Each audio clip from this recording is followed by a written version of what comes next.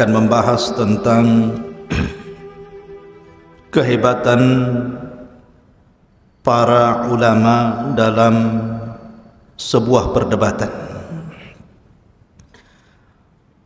Karena bagaimanapun Allah Subhanahu wa taala berfirman di dalam Al-Qur'anul Karim, ud'u ila sabili rabbika bil hikmati wal mau'idatil hasanati wajadilhum billati hiya ahsan. Ajaklah manusia ke jalan Rabbmu bil hikmah, dengan kebijaksanaan, dengan kelembutan, wal mau'idatil hasanah, dan dengan mau'idah, nasihat-nasihat yang baik. Wajadilhum billati hiya ahsan, ataupun dengan cara berdebat, tentu perdebatan yang baik. Artinya pada dasarnya dalam berdakwah itu kita mengedepankan akhlak yang baik ataupun kelembutan. Karena Allah Subhanahu wa taala memerintahkan Nabi sallallahu alaihi wasallam, wa in kunta ghalidal qalbi lan faddu min haulik. Kalau engkau keras wahai Muhammad di dalam dakwahmu, tentu mereka akan lari dari dakwahmu. Artinya asal dakwah itu kelembutan. Karena bagaimanapun kelembutan itu akan menghiasi segalanya. Atau dengan cara mau'idhah, nasihat-nasihat yang baik. Tapi terkadang dalam berdakwah itu juga perlu debat. Karena ada beberapa manusia yang tidak bisa dilembutkan hatinya dengan nasihat. Mungkin karena ada syubhat di kepalanya, sehingga terkadang perlu ada perdebatan. Dan itu yang dilakukan sejak zaman para sahabat dan juga para ulama salaf. Maka malam ini kita akan contohkan beberapa perdebatan dari zaman para sahabat Nabi sallallahu alaihi wasallam sampai kepada para ulama, generasi terbaik umat ini, tabi'in, tabi'ut tabi'in, dan ulama-ulama ahli sunnah wal jamaah lainnya. Ma'asyiral muslimin yang dimuliakan Allah Subhanahu wa taala, kita mulai dari zaman para sahabat. Di masa Utsman ibn Affan radhiyallahu an, di akhir-akhir kekhilafahannya,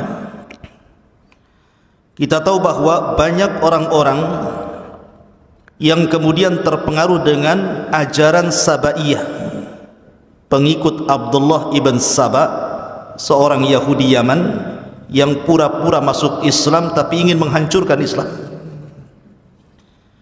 Maka dialah orang yang pertama yang melakukan pemberontakan dalam Islam kepada penguasa yang sah. Ketika di musim haji, karena Utsman ini kan sudah tua, sudah renta, tidak mungkin juga haji bersama para sahabat dari Madinah ke Mekah. Rupanya datang orang-orang dari beberapa negeri, dari Mesir, dari Irak, dari Kufah, ribuan, dan dipimpin oleh tokoh-tokoh mereka. Mereka datang untuk menuntut Utsman ibn Affan radhiyallahu anhu. Datang mereka ke kota Madinah. Kemudian mereka hendak melepaskan baiat kepada Utsman dengan beberapa alasan. Lah ketika itu Ali radhiyallahu anhu adalah orang yang membela Utsman ibn Affan radhiyallahu anhu. Ketika mereka datang kepada Utsman ibn Affan radhiyallahu anhu, di situ ada Ali radhiyallahu anhu dan beberapa para sahabat. Kata Ali radhiyallahu anhu, kenapa kalian datang kemari? Dan kenapa kalian tidak suka dengan kekuasaan Utsman ibn Affan radhiyallahu anhu? Maka orang-orang ini, orang-orang Sabaiyah ini mengatakan, karena ada 5 perkara. Kata Ali radhiyallahu anhu, sebutkan 5 perkara itu. Di sini mulai perdebatannya. Yang pertama, Utsman ibn Affan radhiyallahu an ketika haji, dia tidak mengqasar salat. Padahal perjalanan Madinah dan Mekah itu adalah perjalanan safar. Dan sunnah mengatakan bahwa safar itu ada rukhsah qasar. Tapi Utsman tidak melakukan qasar di Mina, malah dia menyempurnakan salatnya. Berarti dia menyelisih sunnah Nabi.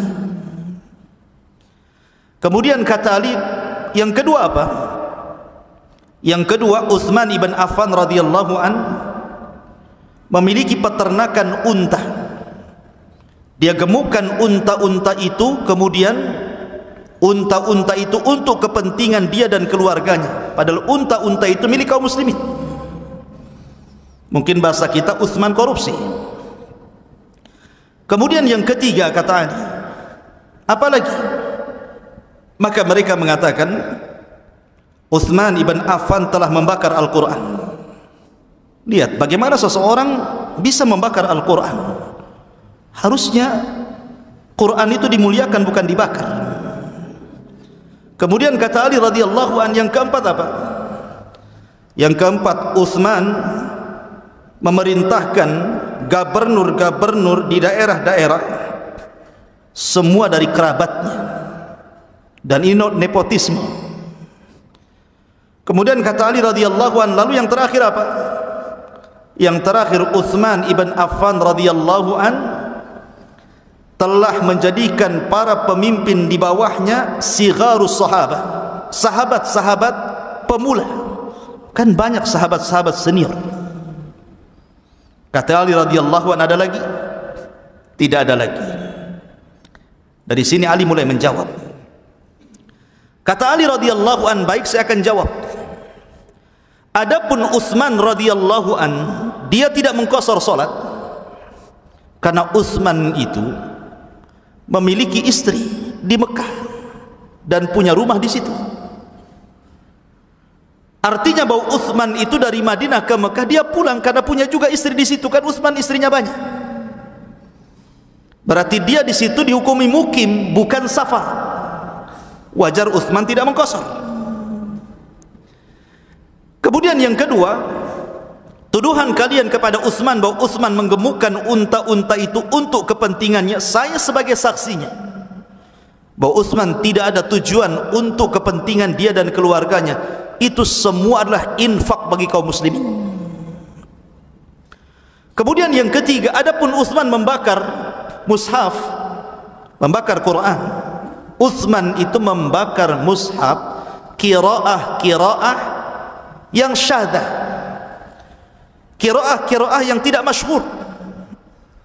Karena di zaman Utsman bin Affan radhiyallahu an terjadi pengumpulan mushaf.